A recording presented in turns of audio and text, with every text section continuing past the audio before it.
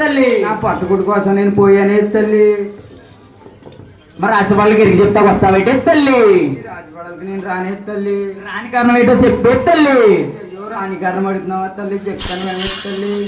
అమ్మా నేను రాను తల్లు మీ రాజవరలకమ్మా, మీ రాజవరల్లో నా రాజులు టారమ్మా.